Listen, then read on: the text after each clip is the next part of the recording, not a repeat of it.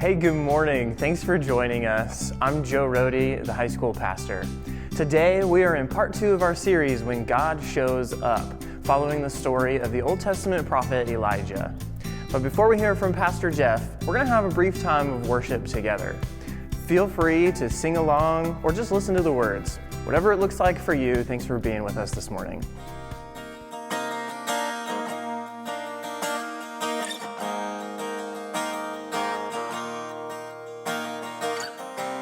Before I spoke a word, you were singing over me.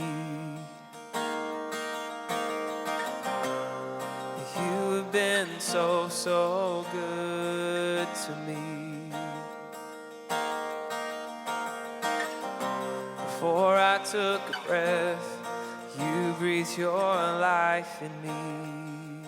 Yes, you did, Jesus. Oh, you have been so kind to me. And oh, the overwhelming, never-ending, reckless love of God. And oh, it chases me down, fights till I'm found, leaves the 99, and I couldn't earn it, I don't deserve it. Still you give yourself away. And all the overwhelming, never-ending, reckless love of God.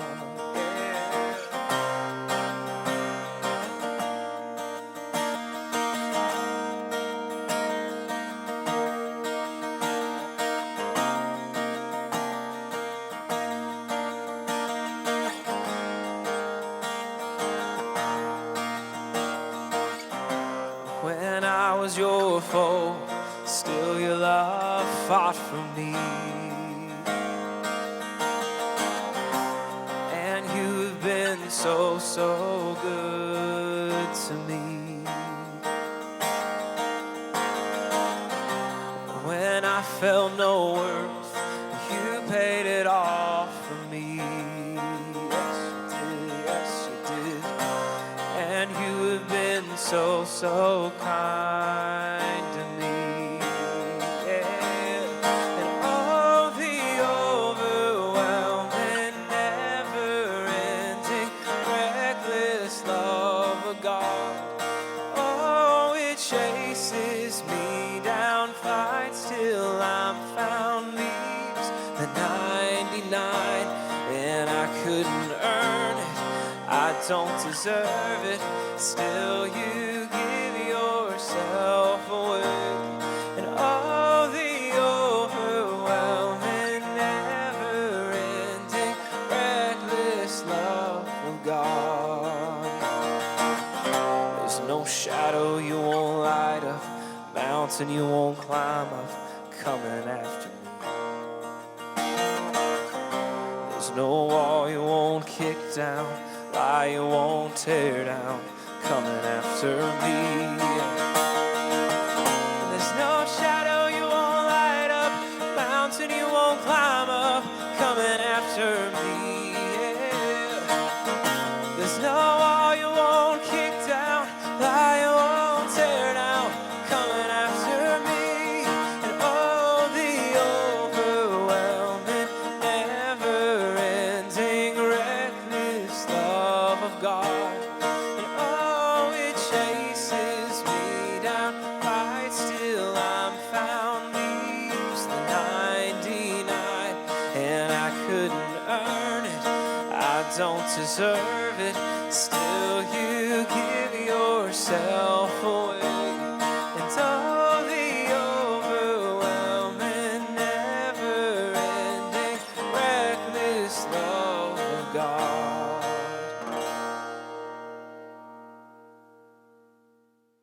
Hey, welcome everybody. We are really glad that you're here with us today, and we are on the 6th week of meeting together online. Now, I'm really glad to be able to meet like this, but I got to tell you, I really miss us being together. I mean, I miss seeing you. I miss having the conversations that we have. I miss the handshake, high five, fist bump, elbow bump, whatever it is that we're supposed to be doing now. And I think maybe most of all, I just really miss worshiping together. Now, I'm sure you're the same way. And you might be wondering, okay, so it's been 6 weeks. When are we going to be able to get back together to worship in one place? And that is a great question, and I have a not so great answer. I'm really not sure. You know, we listened to Governor Little's information that he gave last Thursday, and we're going through all of that, and our staff and team, we're trying to work through those things. We are being guided by 2 Timothy 1:7 that says God's not given us a spirit of fear, but of power, love, and a sound mind. So part of that is prayer and asking God what he would have us to do, and part of that is also a sound mind and good, safe conditions for us to come together to worship. So we would appreciate your prayers and praying for each and every person as we walk through this together, and we'll sure let you know when we're going to be able to gather together and what that looks like. In the meantime, today we're starting this part 2 of our series, When God Shows Up. And we're looking at the life of Elijah. And what we're learning through Elisha's story is, first of all, something about God, and then something about Elijah, which means we can learn something about ourselves and what the application is for each of us. Now, last week, we learned that God showed up in Elisha's life as a teacher. That there was a lot of things that God had planned for Elisha, but he needed a lot of preparation. So God showed up to prepare Elijah for the purpose that God had for him. Today, what we've learned is that God shows up as Lord. Now, you might think to yourself, well, God is Lord. Yeah, he's always Lord, and you're absolutely right.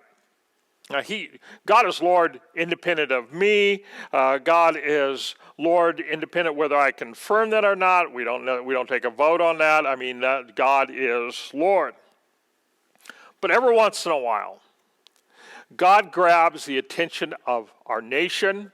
He grabs the attention of a city. He grabs the attention of us as individuals, and he demonstrates in an incredible way exactly who he is, and he demonstrates it so that we're brought to a point of decision. And that decision is whether or not we are going to recognize him in our life as Lord or not. And that's a choice that we all have. And it's also a choice that we will all make. Now let's take a look at how it plays out in 1 Kings chapter number 18. So if you have your Bible with you, you can either open it to 1 Kings or, slide around, do whatever you need to do to get to 1 Kings chapter number 18. And while you're getting there, I'll remind you a little bit of the background. Nation of Israel has an evil king by the name of Ahab. His wife is named Jezebel, and they are evil rulers of the northern kingdom, Israel. And it's so bad that Israel has had 19 straight kings that have been horrible, but Ahab is the worst of the bunch. In fact, the Bible talks about that no other king, all the other kings combined, had not made God as mad as what Ahab has. So what they've done is they've led the people to worship many false gods. And here's just a few of them. The first one is this, Baal. Now, some people pronounce it Baal, some people pronounce it Baal, and he is the sun god. Now, he's a lot of different things. He's the sun god. He's the storm god.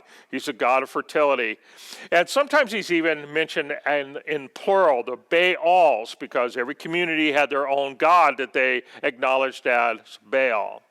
Now, there's also another god that they were worshiping, and it's this god, Ashereth, the god of fertility.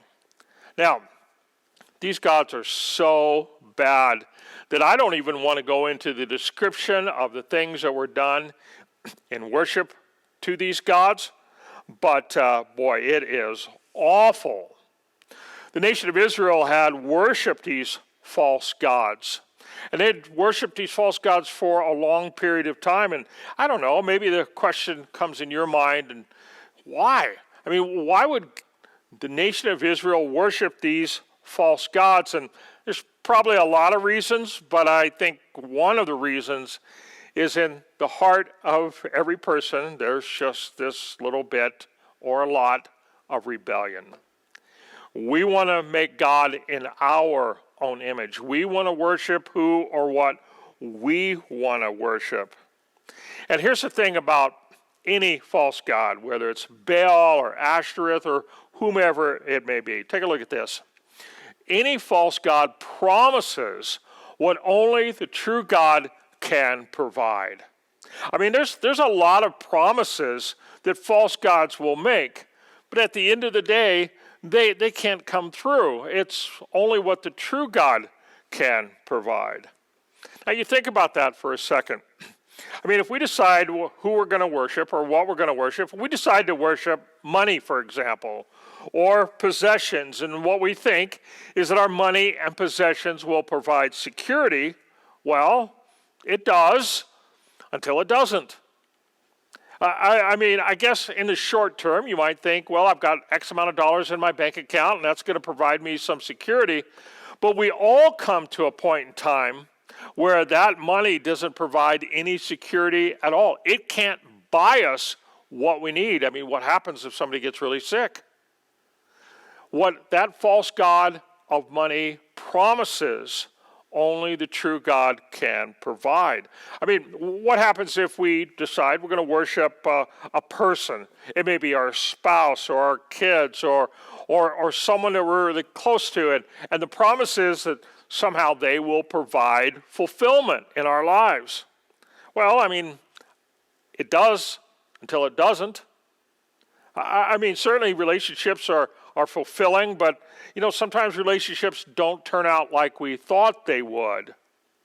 You see, once again, any false god promises what only the true God can provide, because God provides that fulfillment. I mean, you might think of one other thing. Maybe what you worship is just stability and calm circumstances and things not changing, and that's what you really worship, you really value, and all of that will provide a sense of peace.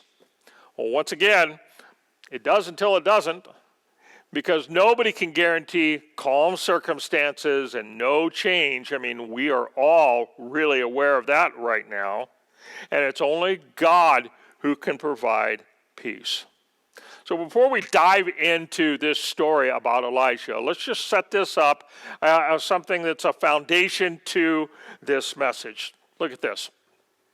Anything or anyone that we put above God, well, we're worshiping an idol.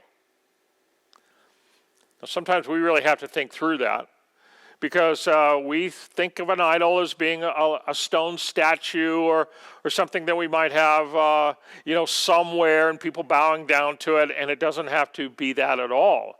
I mean, anything that we put above God as an idol, it could be a hobby, it could be a possession, it could be a car, a house. I mean, it could be anything, but anything or anyone that we put above God, we are worshiping an idol.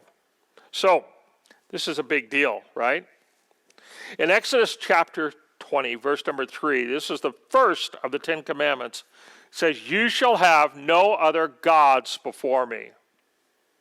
So God establishes early on that he is the true and only God. And a few verses after this, in Exodus chapter 20, it talks about that if you're going to bow down to these other gods, that God is a jealous God, and he won't let that stand for very long. See, we all can make the decision in terms of who or what we worship. The nation of Israel, for some 200 years, and 19 kings in a row had been involved in worshiping these false gods. But at a certain point in time, and it's a time that only God knows, the line gets crossed. And God says, that's enough. And now, God is going to demonstrate that he is Lord. And so, to the nation of Israel, this line is crossed. He's had enough with King Ahab and his wife Jezebel. And so we'll remember from last week in 1 Kings 17, verse number 1, that God has sent Elijah to King Ahab, and he's telling him that there's not going to be any rain until Elijah says there's going to be rain. And we find out that that's about 3.5 years. That drought causes an incredible economic devastation.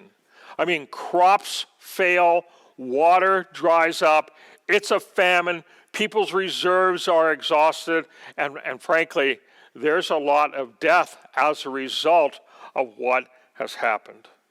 Now, let's fast forward to 1 Kings 18:1. It says, now, later on, in the 3rd year of the drought, the Lord said to Elijah, go and present yourself to King Ahab. Tell him that I will soon send rain. And so, as Elijah has been sitting by the brook and he has been in the widow's house, it's now time for him to meet up with King Ahab once again.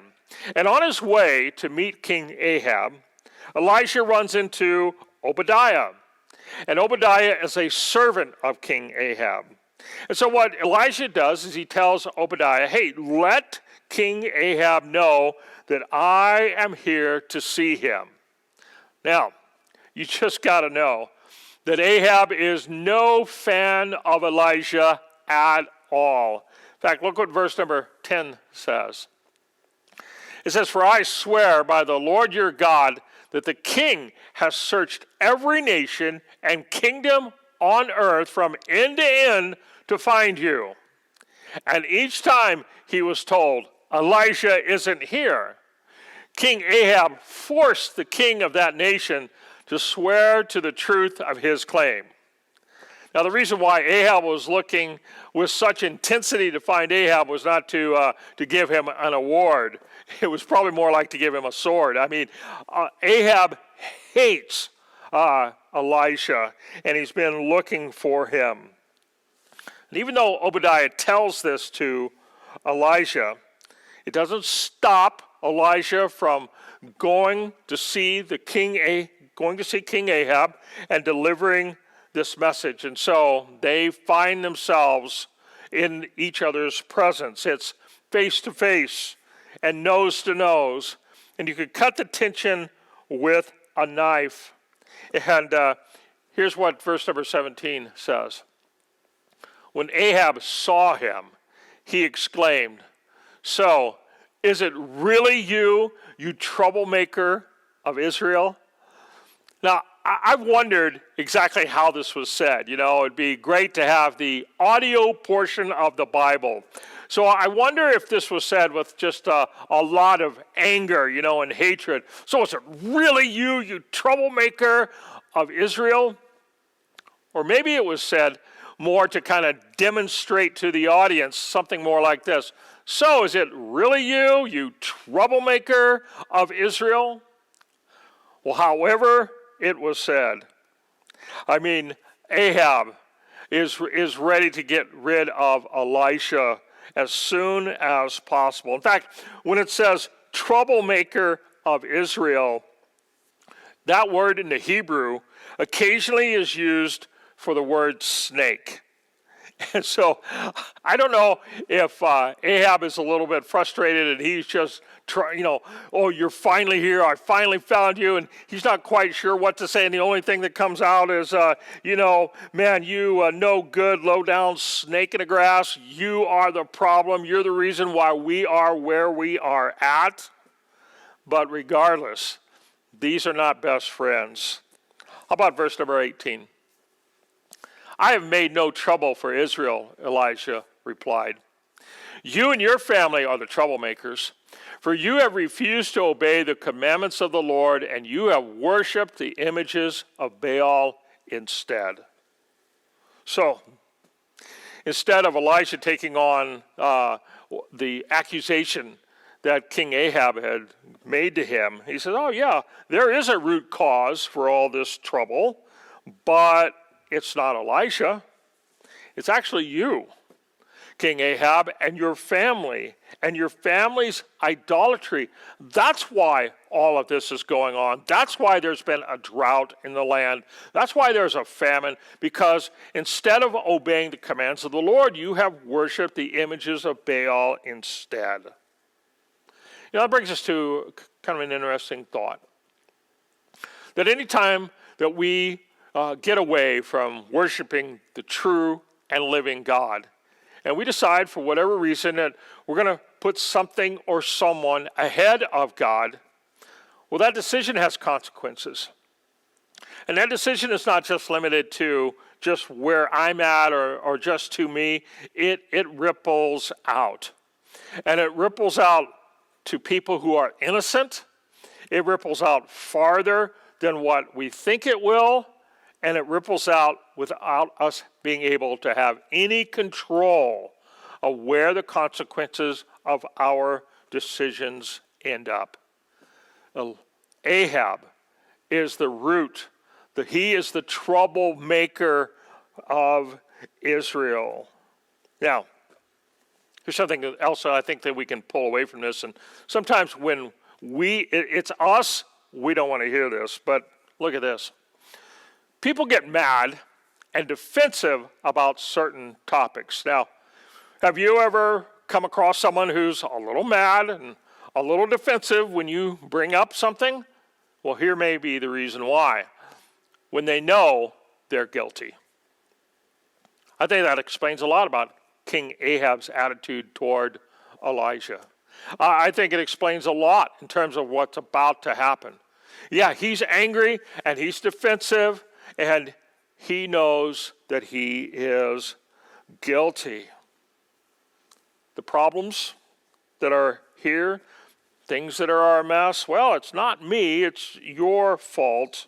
Or you made me, I'm mad and I'm defensive about this, and I'm going to deflect all that to you because it's got to be you because it can't be me. And, I think when Ahab looks around, deep down, he knows that all the things that are happening, the famine, the starvation, is a result of his actions and a result of his family's actions. But he's just got to blame somebody. Now, Elisha's not willing just to leave it there. Look what verse 19 says. It says, all right, so I know you're trying to blame me, but let's do this. Now summon all Israel to join me at Mount Carmel, along with the 450 prophets of Baal and the 400 prophets of Asherah who are supported by Jezebel. So, it's an 850 numbered prophets, and the audience is going to be Israel, and all the people are going to gather, and they're ready to see what is about to happen. And as this huge crowd of people have gathered, Elijah steps forward, and he asks this piercing question along with a statement in verse number 21. He's addressing the nation of Israel.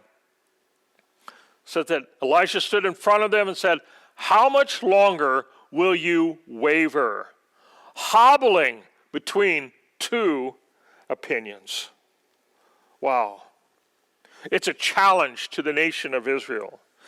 What he is saying here is just saying, look, are you going to keep doing this? Are you going to keep living this way? Is this really what you want? And as he asked that question, he immediately follows it up with this statement. It says, if the Lord is God, follow him. But if Baal is God, then follow him. But the people were completely silent.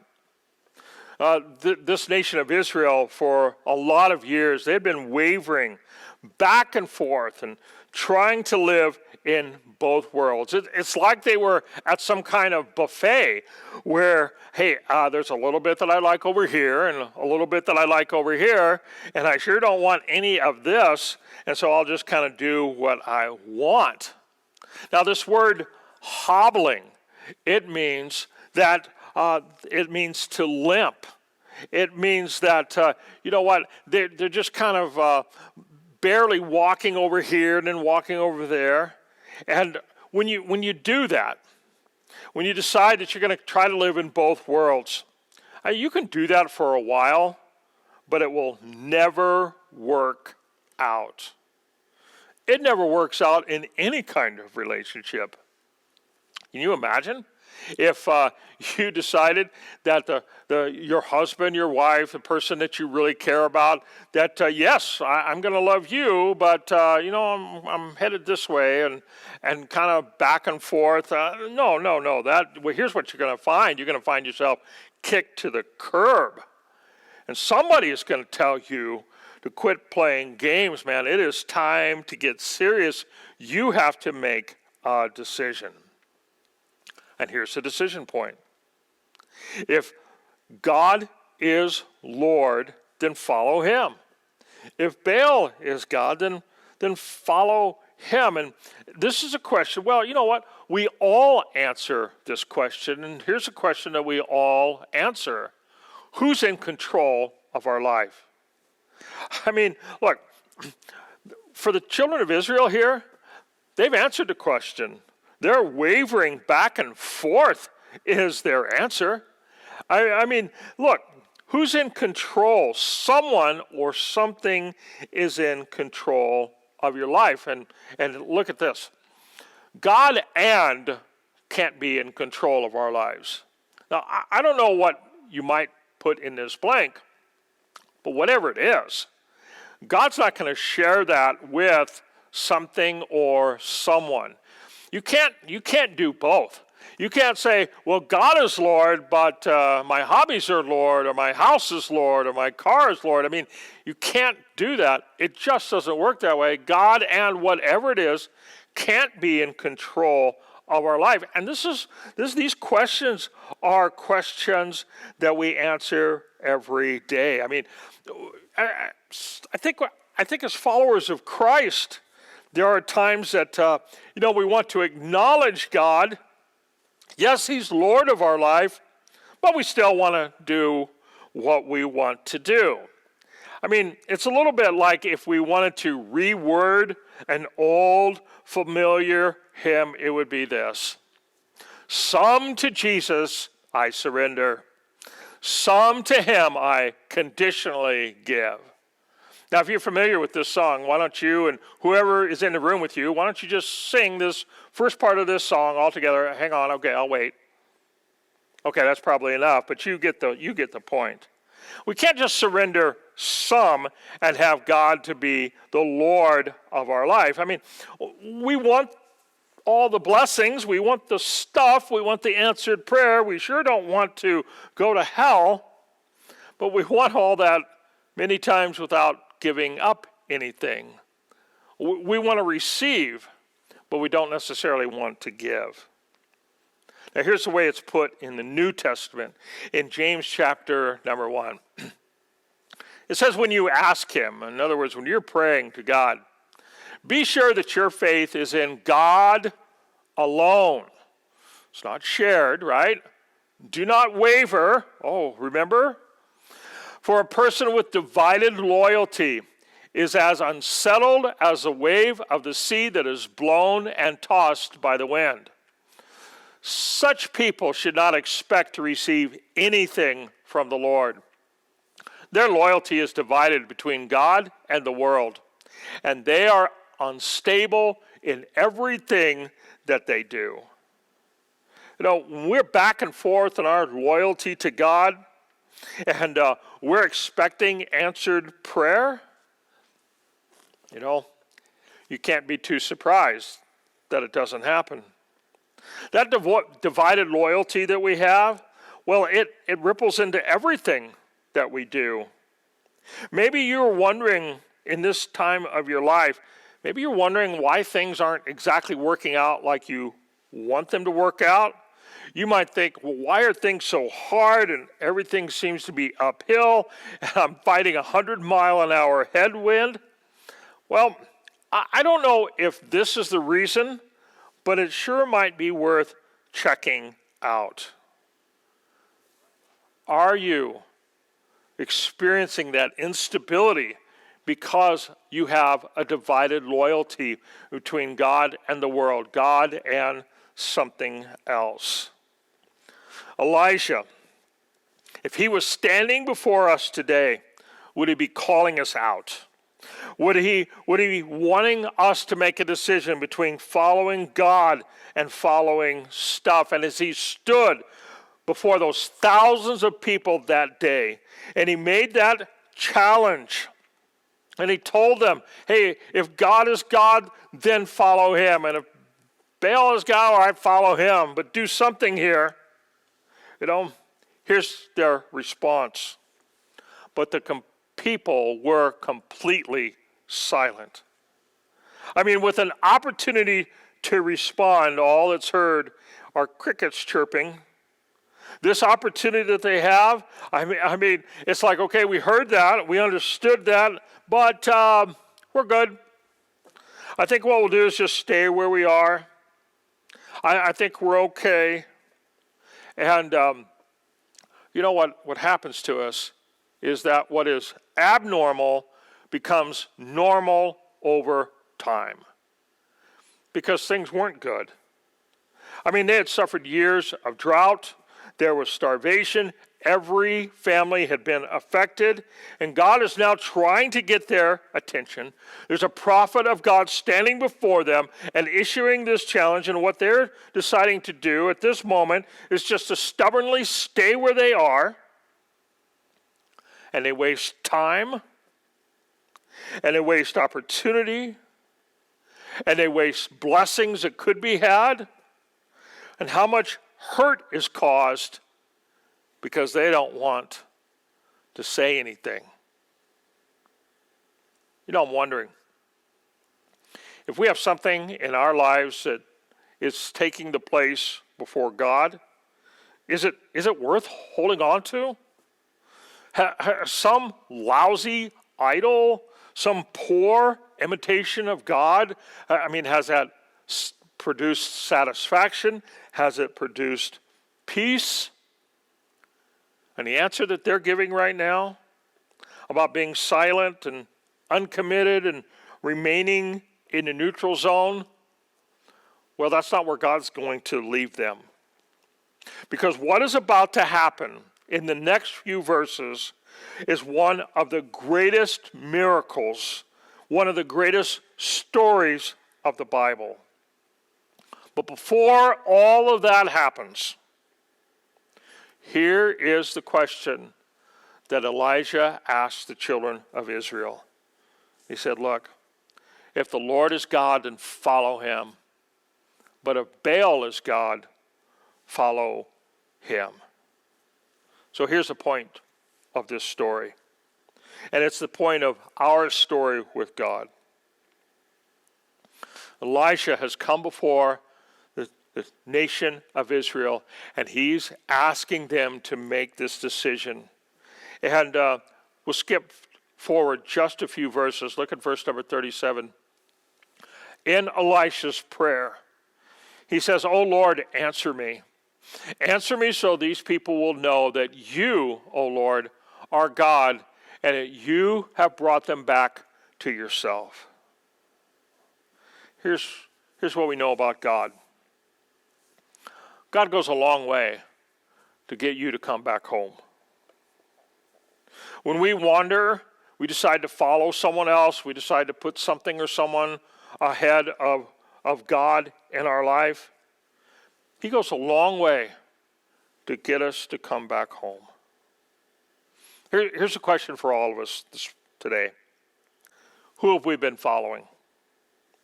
Do our beliefs, this is what we say, oh yeah, I believe this, And our actions, this is what I do, do they match up? Have you let someone or something grab your attention? Would you be guilty of wavering back and forth, kind of limping along, trying to play both sides, trying to have one foot in the world and one foot following the Lord? You know, if there's something, and as you've been thinking about this, as you've listened, if there's something that God's brought to your attention, would you be willing to take a moment for prayer? Would you be willing that instead of answering that question with silence, to make that decision that you're no longer going to be in the middle, you're no longer going to be lukewarm, that when God shows up in our lives as Lord, if we've not recognized that, then maybe what we need to do is talk to God and ask Him to forgive us. And put those things, which may be good things, but just to put those good things, maybe those good people, in the place where they belong. And that is beneath God, because God is first in our lives. So as you take a moment and think about that and pray about that, let me talk to someone who may be watching today. You know, maybe this discussion about is God the Lord of your life? Your answer may be just, well, no, I'm not even sure about my relationship with God. I'm not sure about all these things. I don't know what it means to be a Christian. There's a really good verse that I want you to follow along with me in Ephesians chapter 2. It says, God saved you by His grace when you believed. You know, a person becomes a Christian not because they go to church or because they perform some religious ritual or, you know, maybe they'll be good enough to be able to get into heaven. It says, no, God saved you by His grace. It's not because we deserved it. It's not because we earned it, because He loves us. And He saved you by His grace when you believed. And you can't take credit for this. It is a gift from God. When God forgives us of our sin, we don't make payments, monthly payments on it. We don't have to climb a mountain or swim an ocean or anything like that. It's not anything that we can do. We can't take credit for it because it is a gift. Salvation is not a reward for the good things we've done, so no one can boast about it. So the forgiveness of our sin, the ability to go to heaven when we die, comes as a result of asking Christ to forgive us of our sin. And it's a prayer that is pretty simple. And it's not simple because it's easy. Well, it's easy for us, but it cost Jesus His life. And as He died on the cross, paying the price for our sin, He also resurrected the third day. And He proved that He is not just another human being, but He really is God. And this prayer is a prayer that you could say right now. Dear God, I know that I've done things wrong, and I'm sorry. I'm asking You to come into my life. I'm asking You to be my Lord and Savior. And thank You for dying on a cross for me. In Jesus' name, amen. And that's what it means to become a Christian. That's what it means to receive a gift from God through His grace. And if you have prayed that prayer, and I'm going to ask you to do something. Would you just take your phone and text the word NEXT to this number, 208-826-4433. And we would be really glad to be able to pray for you, or maybe you've got something that you would like someone to pray with you about. You can text NEXT to the same number, or if you have a need, maybe you've lost a job, maybe you're just struggling right now, there's some resources available that we would really be happy to be a help to you about. So you can contact us through that texting NEXT to that number, or through our email address, or our website. There's a lot of different ways to get a hold of us, and we'd be glad to help you. Now, we're not done with this story. We just got to the very beginning of it, because next week you're going to see God move in an incredible way, and I want you to invite someone to be with you next week as we get together to see when God shows up. Now, listen to this next song and let the words of this next song speak to you.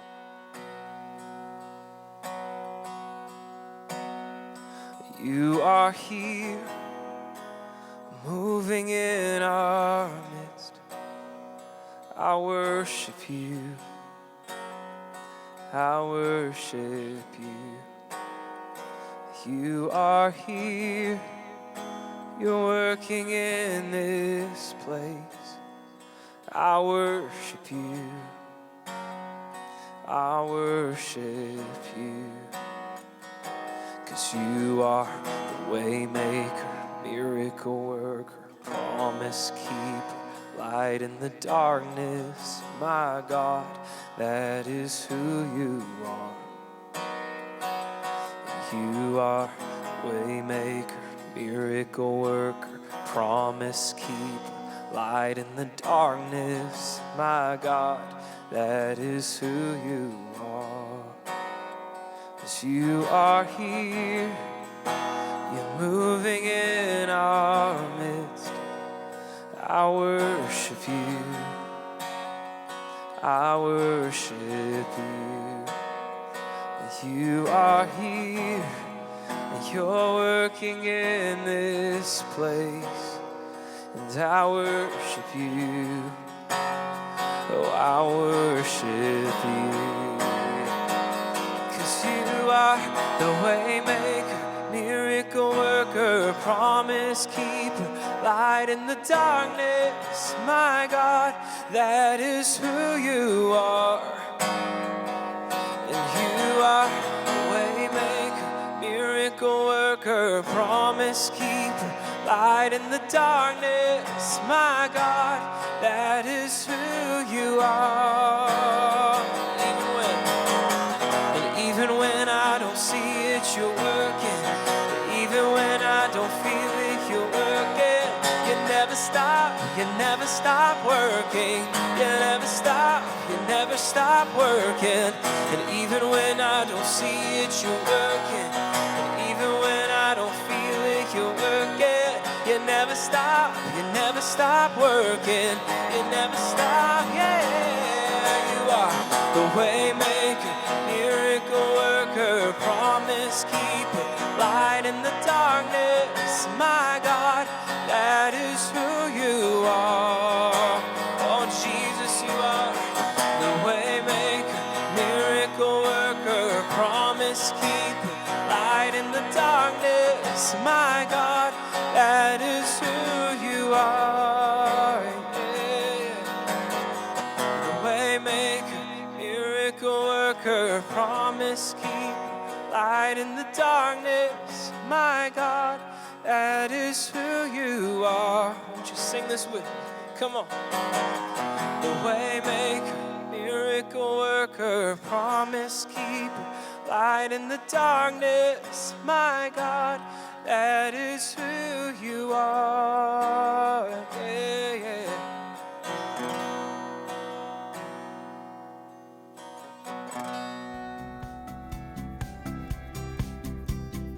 We're so glad that you joined us this morning. It's important to stay connected, and one of the ways that you can do that is using our online connection card.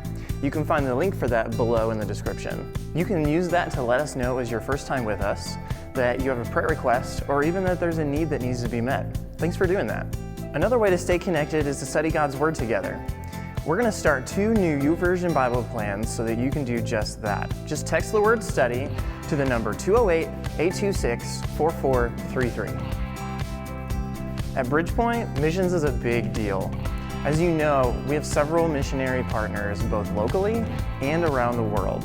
Take a look at this video. Lincoln McKelvey here with Vapor Ministries, a proud strategic partner of your faith family. And we are so thankful for the way your church serves your community your country, and advances the gospel into the poorest places on planet Earth. As we all deal with the impact of COVID-19, I wanted to personally send you all a word of encouragement. Now is the time to stay engaged. Faith family, I want to encourage you. Engage in your church. Don't drift from the body of Christ. That may be challenging with social distancing, but fight through it. You have an amazing church worth fighting for. The second thought I want to leave with you is your engagement with your church allows you together to make a difference in the poorest places on planet Earth. So Faith family, we love you. We're with you. Be encouraged by the work you're doing in your community, and through this video, by the work that you're doing in the nations.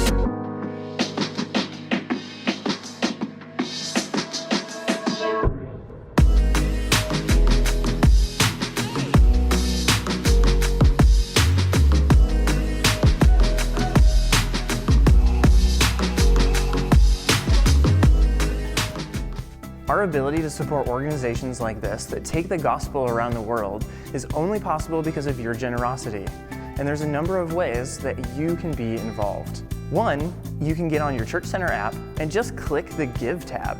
Another way to be involved is simply go to the website, bridgepointchurch.com/giving. Or if you want, you can even just drop a check in the mail to the address on your screen. Whatever way you choose to give, thank you for your faithfulness.